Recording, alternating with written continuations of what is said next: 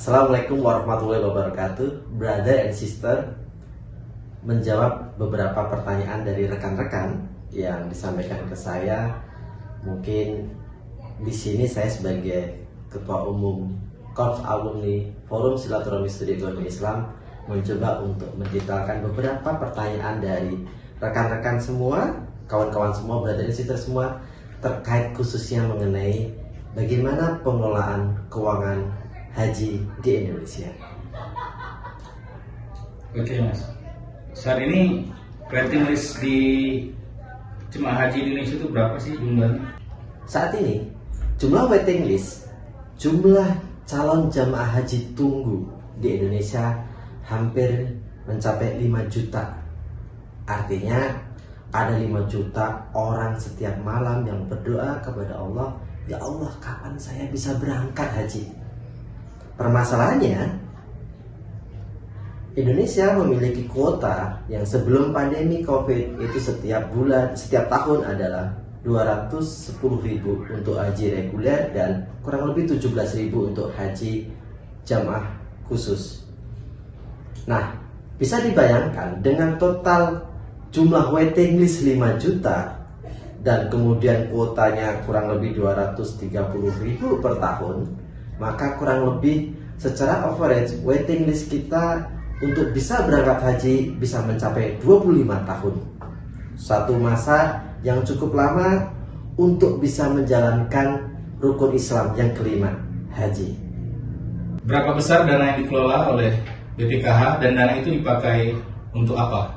Nah, alhamdulillahnya tahun 2014 pemerintah Indonesia menerbitkan Undang-Undang Nomor 34 dan kemudian terbentuklah Badan Pengelola Keuangan Haji (BPKH). Karena BPKH adalah mengelola seluruh dana yang setelah disetorkan oleh tadi 5 juta jamaah haji, maka saat ini jumlah dana kelolaan BPKH atau AUM (Asset Under Management) BPKH itu hampir mencapai 158 triliun. Suatu angka yang cukup besar untuk di Indonesia, dan angka tersebut oleh BPKH dikelola dengan baik, alhamdulillah, dengan transparan. Rekan-rekan bisa lihat di webnya BPKH, dan setiap tahun, bahkan di tahun 2021 ini, BPKH mampu mencapai nilai manfaat atau return on investment-nya sebesar 10,5 triliun. Kurang lebih kalau di-averagekan dalam bentuk yield itu 6,6% per tahun. Nah, pertanyaannya adalah dana 10,5 triliun plus kemudian AUM 158 itu digunakan untuk apa?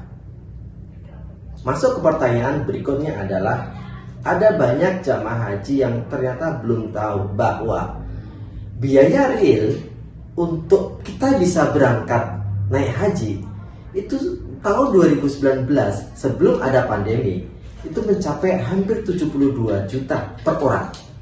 Sementara kita tahu sendiri bahwa jamaah haji mereka setor untuk bisa booking porsi 25 juta, dan pada saat pengumuman untuk berangkat haji mereka tambah 10 juta. Artinya jamaah haji hanya setor 35 juta. Nah, lantas bagaimana? Kan biaya realnya mencapai 72 juta di tahun 2019. Nah, itulah delta tersebut. Adanya perbedaan harga biaya real dengan dana yang disetorkan oleh jamaah haji. BPKH mensupport, mengcover biaya itu dengan nilai manfaat yang dikelola dari total AUM kelolaan BPKH, yang dimana tahun 2021 mencapai 10,5 triliun. Ke depan apakah biaya haji akan terus bertambah atau berubah, Pak Sidik? Nah, menjadi permasalahan bagi kita semua bahwa ternyata biaya real untuk pelaksanaan penyelenggaraan ibadah haji itu banyak dipengaruhi oleh beberapa faktor, di mana harga atau biaya real tersebut bisa berubah di setiap saat atau di masa-masa yang akan datang. Saya pribadi mencatat ada 5 faktor yang bisa mempengaruhi biaya real untuk kenaikan haji itu meningkat. Dari sebelumnya 70 jutaan sekian atau 72 juta bisa meningkat Faktor pertama adalah adanya volatilitas nilai kurs rupiah terhadap dolar atau terhadap Saudi Riyal SAR. Faktor kedua adalah adanya regulasi dari kerajaan Saudi Arabia yang mereka bisa melakukan perubahan terhadap pajak atau fiscal regulation yang dilakukan oleh kerajaan Arab Saudi. Kita ketahui bersama bahwa mungkin 5 tahun atau 10 tahun yang lalu kita tidak pernah dikenakan pajak PPN setiap kali kita membeli barang atau sesuatu di Arab Saudi. Karena waktu itu Arab Saudi kaya dengan minyaknya dan mereka tidak perlu memungut pajak PPN dari warga asing. Namun sekarang KSA telah menerapkan pajak PPN atas beberapa produk atau jasa yang ada dan dijual di Saudi Arabia. Variabel kedua adalah fiscal policy yang dilakukan oleh KSA. Variabel ketiga adalah social distancing policy. Kita ketahui bersama saat ini ada terdampak pandemi di mana 2 tahun ini malah tidak ada pelaksanaan ibadah haji dikirimkan dari Indonesia, walaupun di Arab Saudi ada dengan batas tertentu. Dan itu memungkinkan sekali ke depan kerajaan Arab Saudi akan memberlakukan new normal policy mengenai social distancing pelaksanaan haji, dan itu pasti akan berdampak terhadap struktur biaya penyelenggaraan ibadah haji. Saya ambil contoh begini.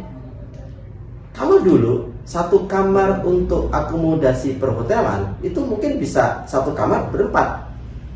Andai kata pemerintah Arab Saudi menerapkan oke, satu kamar nggak boleh berempat, cuman berdua, tentu dengan perubahan 4 ke 2 akan menjadikan biaya real yang harus ditanggung per jamaah haji bisa meningkat, bahkan bisa double.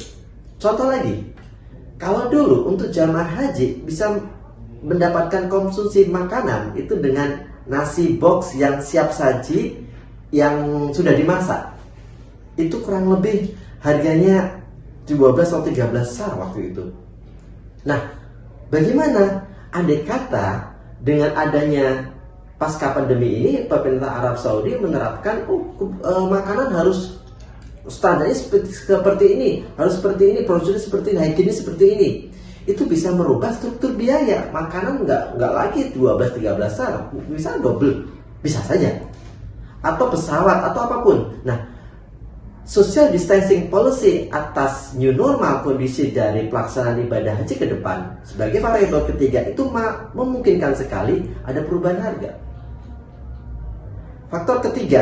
Faktor keempat adalah adanya inflasi baik di Indonesia ataupun di Arab Saudi. Dan faktor kelima adalah terkait dengan COVID lagi. Akan ada perubahan dalam pengurusan visa, akan ada perubahan dalam vaksin, PCR, swab, kemudian karantina dan lain sebagainya. Dan tentu saja itu semua kelima variabel itu memungkinkan sekali biaya real pelaksanaan ibadah haji ke depannya meningkat. Problemnya adalah apakah kita sudah siap ke sana? Itu yang harus kita siapkan. Lalu apa strategi yang kita lakukan agar dana haji tetap aman?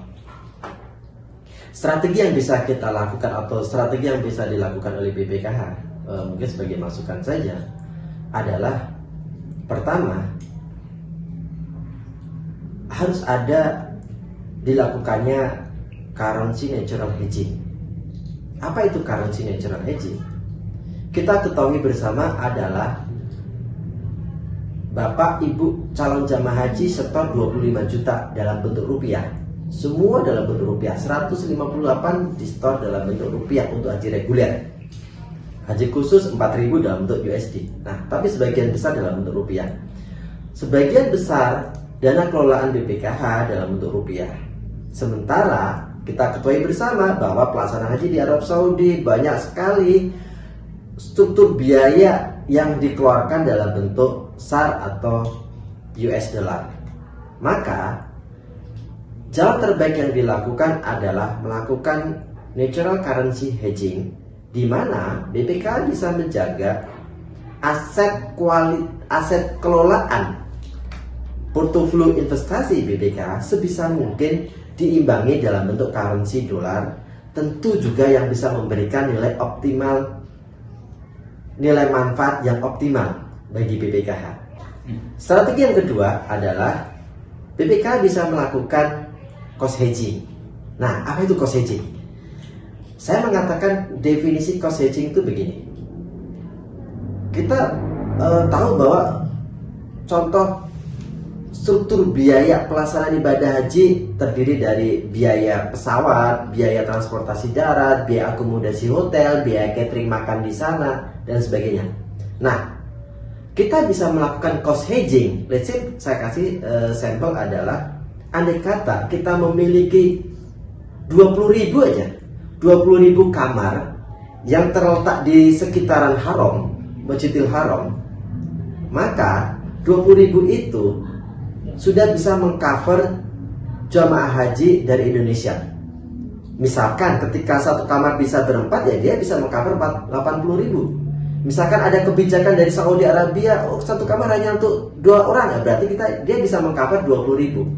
Artinya, andai kata ada biaya kenaikan akomodasi karena social distancing policy oleh Saudi Arabia, dan kita sudah punya berapa 20.000 kamar, maka setidaknya kita sudah bisa mengcover kebutuhan kamar sebesar 20.000. Dan itu bisa dipakai untuk 80.000 jamaah haji atau 40.000 jamaah haji. Artinya ketika ada kenaikan akomodasi kamar, kita naik di sisi kiri, pindah ke sisi kanan. Ada kantong kiri, kantong kanan. Keluar kiri kanan aja. Itulah yang dimaksud dengan cost hedging. Maka alangkah jalan terbaik yang bisa kita lakukan apabila banyak investasi yang dilakukan oleh Indonesia di beberapa fasilitas atau infrastruktur yang terkait dengan pelayaran haji, sehingga kita bisa mendapatkan cost hedging. Mau harga naik, nggak apa masalah, karena kita juga akan mendapatkan keuntungan atas kenaikan harga itu. Itu dia. Pak Sidik, jadi kalau melakukan investasi perhajian di Arab Saudi, artinya bisa terjadi capital outflow dong? Oke. Setiap tahun saat kita mengirimkan sekitar 230.000 jamaah haji, dan kemudian setiap tahun juga ada kurang lebih 1 juta jamaah umroh, yang tentu saja semuanya bermuara ke kerajaan Saudi Arabia karena Mekah dan Ka'bah ada di sana, begitu ya. Maka sesungguhnya setiap tahun terjadi aliran capital outflow. Justru di situ ada aliran dana, spending dana dari Indonesia untuk dibelanjakan dan untuk kepentingan umroh atau haji. Kurang lebih kalau saya hitung, untuk haji dari BPIH, biaya penyelenggaraan ibadah haji saja di luar uang saku para jamaah haji itu 15 triliun. Kalau kemudian untuk umroh 1 juta, kalau biaya umroh rata-rata adalah 30 juta, ya berarti kurang lebih 30 triliun. Artinya setiap tahun minim-minim ada kurang lebih 45 triliun kebutuhan atau spending yang dikeluarkan untuk haji dan umroh. Menjadi pertanyaan adalah bagaimana cara kita agar itu tidak keluar semua, ada yang bisa balik ke Indonesia. Justru itu yang harus dilakukan dengan investasi di fasilitas atau infrastruktur perhajian yang saya sebut sebagai cost hedging tadi. Saya mencatat, andai kata kita bisa melakukan investasi di fasilitas atau infrastruktur perhajian kurang lebih 30 triliun saja, atau kurang lebih 15% dari asumsi AUM 3 tahun yang akan datang, AUM BPK insya Allah mencapai 200 triliun misalkan, hanya 15% saja.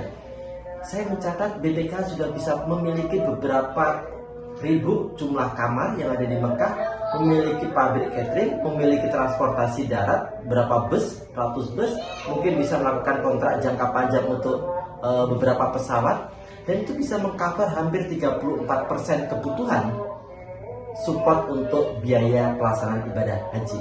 Artinya apa? Artinya benefit tidak hanya diperoleh dari return on investment direct berupa yield, enggak. Banyak beberapa benefit lain yang ternyata bisa kita peroleh. Contoh, karena kita punya pabrik catering misalkan, pabrik makanan di sana, kita bisa menghemat biaya makanan per pack. Misalkan kita punya pabrik catering tadi, kita bisa mengorganisir para UKM, para eksportir di Indonesia untuk ekspor bahan baku, makanan, beras, lada, cengkeh, bawang dan sebagainya. Ekspor ada. Kita bisa mengekspor tenaga kerja yang handal untuk mengcover, untuk mengelola beberapa investasi-investasi yang dilakukan oleh BPKH. Kita juga bisa memberikan fasilitas layanan atau produk atau jasa yang sesuai dengan needs atau sesuai dengan taste jamaah haji atau jamaah umroh Indonesia. Misalkan bus, supirnya orang Indonesia. Misalkan hotel, pelayannya room boys-nya juga orang Indonesia. Misalkan kita punya pabrik catering di sana, kita bisa bikin makanan apapun, rasa rendang, rasa gulai, rasa makanan Nusantara bisa ada di situ. Artinya benefit secara non material juga bisa kita peroleh. Nah, kalau saya mencatat bisa kita memiliki 30% aja, kita bisa memiliki instrumen investasi berupa fasilitas pelayanan ibadah haji, maka kita bisa melakukan comeback, dana balik lagi ke Indonesia. Rekan-rekan perlu ketahui bahwa ternyata dalam dekade Indonesia dengan KSA, neraca perdagangan kita selalu defisit loh. Perlu kita ketahui bersama, kita selalu defisit neraca perdagangan antara Indonesia dengan KSA. Instrumen investasi BPK terkait perajian itu bisa membalikkan neraca perdagangan Indonesia yang tadinya kita bisa minus 1,2 miliar dolar per tahun, saya yakin bisa kembali menjadi positif. Kita bisa surplus neraca perdagangan Indonesia antara Indonesia dengan KSA. Itu. Oke, Pak Sidik, dengan pemaparan tadi itu resikonya bagaimana, Pak? Setiap investasi pada ada risikonya. Pembiayaan atau kredit di perbankan dia menghadapi risiko kredit. Investasi beli aset, ada risiko kredit? Enggak.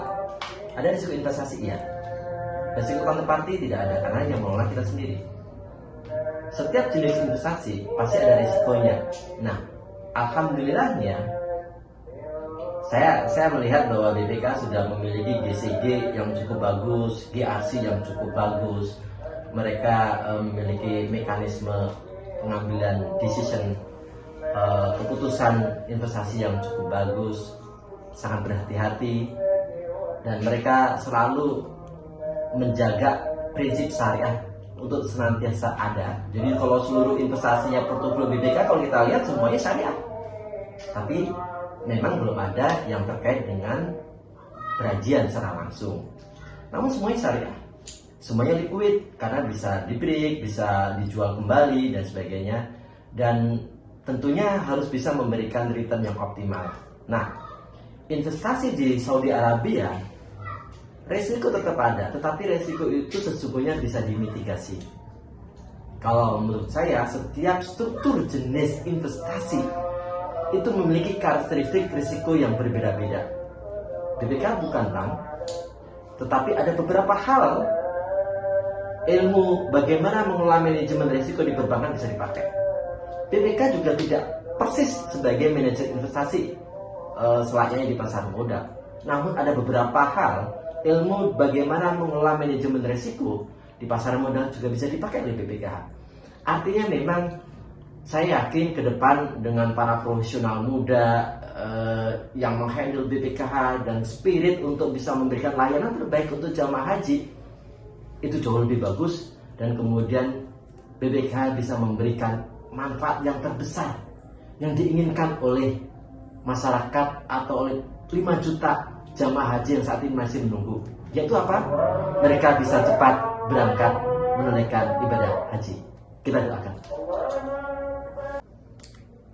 Oke, jadi rekan-rekan semua, brother dan sister semua, bahwa yang menjadi penting bagi kita adalah sekarang dan saat ini kita perlu sekali berhusnudzon sama Badan Pengelola Keuangan Haji, bahwa ini satu badan sudah dibentuk dengan cita-cita yang sangat baik sekali, memiliki 3 visi yang sangat diperlukan oleh umat, dan kita mempercayakan penuh pada BPKH untuk sekarang dan kedepannya bisa menjaga amanah mengelola ratusan triliun yang disumbangkan oleh jutaan jamaah haji yang setiap malam mereka berdoa, ya Allah, kapan kami bisa berangkat menunaikan ibadah haji. Yang kedua, memang perlu segera dilakukan terobosan investasi pada fasilitas atau infrastruktur yang terkait dengan penyelenggaraan ibadah haji di Saudi Arabia, karena itu bisa menjadikan dana keuangan haji ini bisa lebih sustain untuk jangka panjang. Kita bisa melakukan currency natural hedging dan sekaligus bisa melakukan cost hedging pada saat yang sama. Tentu semuanya harus bisa memberikan tingkat return yang optimal, dan saya yakin itu returnnya jauh lebih optimal dibandingkan dengan instrumen investasi yang lain. Dan yang ketiga, mudah-mudahan brother and sister kita berdoa semua bahwa mudah-mudahan tahun ini COVID segera selesai dan kemudian kita bisa berangkat dan menunaikan ibadah haji. Saudi Arabia membuka kuota sebesar-besarnya untuk Indonesia, dan Indonesia juga siap untuk bisa menerima berapapun kuota yang diberikan oleh Saudi Arabia ke Indonesia.